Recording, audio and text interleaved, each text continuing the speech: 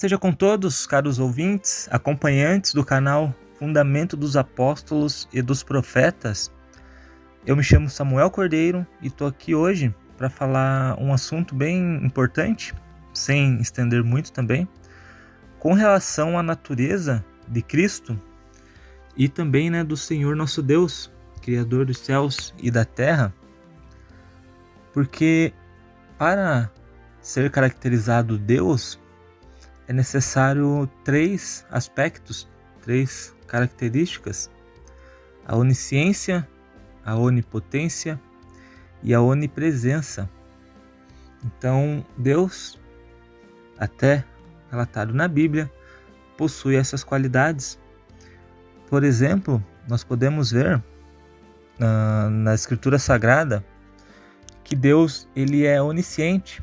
Isso encontramos em Isaías 44:7, Salmos 139:1 a 4, Provérbios 21, verso 2, Apocalipse 2, verso 23. Também encontramos nas Escrituras que Deus ele é onipresente.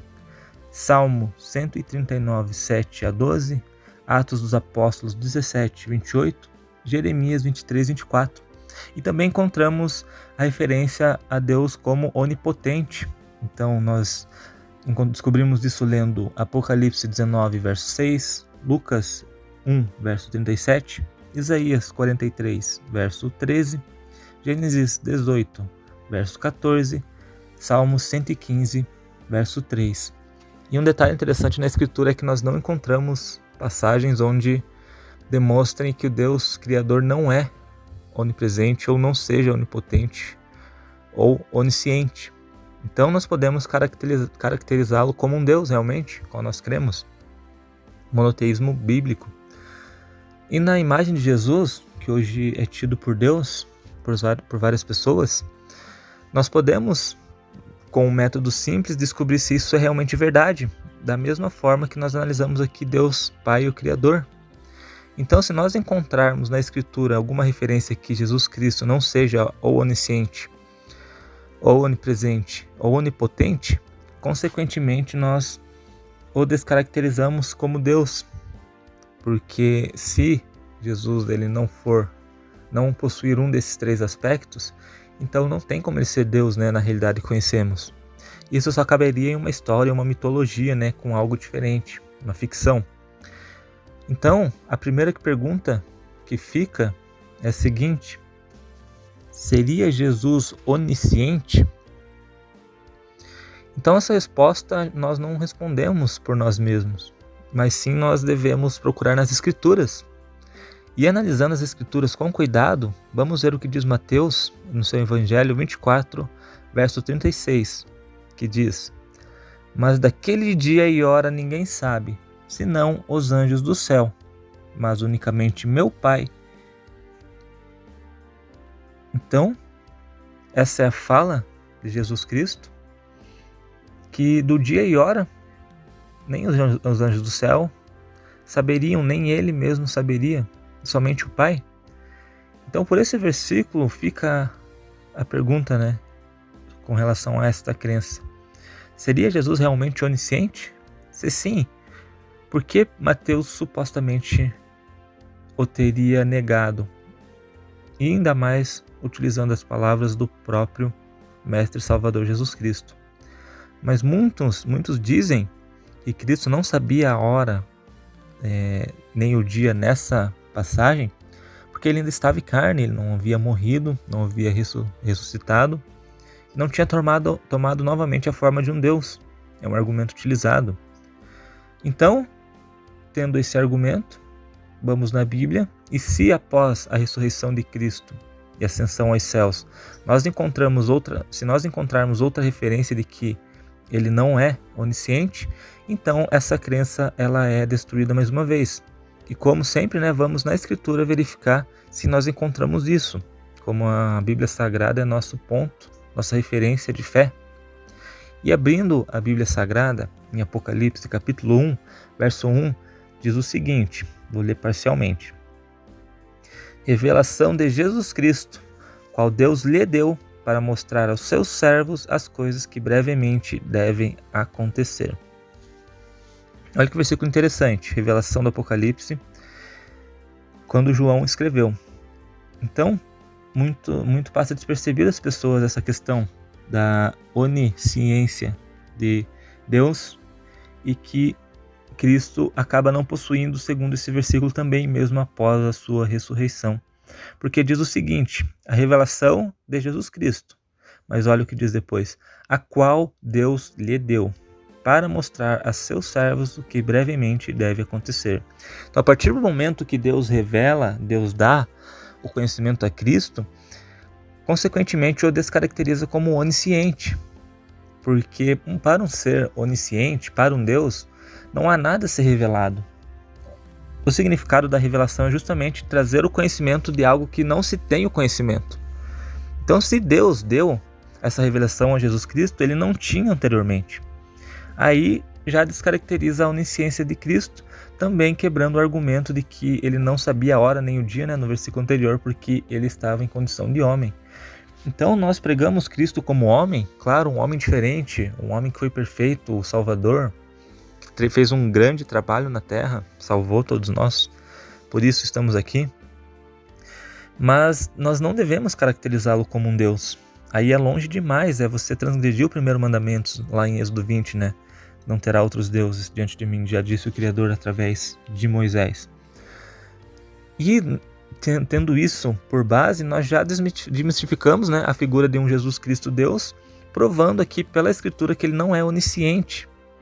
Repito mais uma vez, ninguém pode revelar algo a um Deus, porque ele tem consciência de tudo, ele sabe de todas as coisas. Onisciência é isso, né, saber de todas as coisas, passado, presente, futuro, sabe de tudo. Então, uma das três bases que caracterizam Deus já não se encaixa em Jesus Cristo, segundo a Escritura. Mas vamos para uma outra análise. Então, seria Jesus onipotente? Vamos mais uma vez deixar a Escritura responder. E agora quem fala para nós é o apóstolo Paulo, na sua primeira carta aos Coríntios, capítulo 15, do verso 27 a 28, que diz assim: porque todas as coisas sujeitou debaixo dos seus pés. Mas quando diz que todas as coisas lhe estão sujeitas, claro que está se excetuando aquele quem lhe sujeitou todas as coisas. E quando todas as coisas lhe estiverem sujeitas, então também o mesmo Filho se sujeitará àquele que todas as coisas lhe sujeitou, para que Deus seja em tudo e em todos. Então, Cristo, aqui também, né? Lembrando que quando Paulo escreveu aos Coríntios, Cristo já havia sido morto e já havia ressuscitado, ascendido aos céus. Interessante que o apóstolo Paulo fala que tudo, exatamente tudo, está sujeito a Cristo. Apenas uma coisa não. Aí ele faz uma colocação importante. Que a única coisa que está excetuada dessa sujeição é a própria pessoa, o próprio Deus, né? Que concedeu a Cristo essa autoridade. E você pode ler o contexto que você vai confirmar que Paulo está falando de Cristo. Então, se Deus sujeitou todas as coisas para Cristo, e depois que tudo tiver feito, Cristo vai devolver ao Pai, segundo aqui o apóstolo Paulo, então já nós provamos pela Bíblia que Cristo ele não tem a onipotência, ou seja, ele não tem poder sobre tudo. Porque para se ter o poder sobre tudo, ninguém pode te sujeitar a um outro poder. Ninguém pode te dar autoridade se você é onipotente. Então, por essa reflexão breve, nós já complicamos muito esse pensamento de que Jesus Cristo é um Deus. Porque se uma pessoa continuar crendo nisso, aí já é um Deus totalmente diferente. Já não cabe a palavra Deus para caracterizar Jesus Cristo. Porque até em pesquisas simples, a condição para caracterizar um Deus é justamente ele ser onisciente, onipresente e onipotente. Então, se ele não atende todos esses requisitos, já não é Deus. E só o Criador, como nós vimos ali nos versículos que eu citei anteriormente, bem importante todos lerem depois com o tempo, ali fica comprovado que Deus tem todos esses atributos e a Bíblia não diz que ele não tem. Agora, Cristo, ao contrário, além de nós não termos tantas referências igual ao Criador de que ele é onisciente, onipresente e onipotente, nós provamos aqui que 2 desses requisitos ele já não possui. Não vamos aprofundar no terceiro também, né? A onipresença. Mas somente um deles já seria necessário para descaracterizá-lo como um Deus.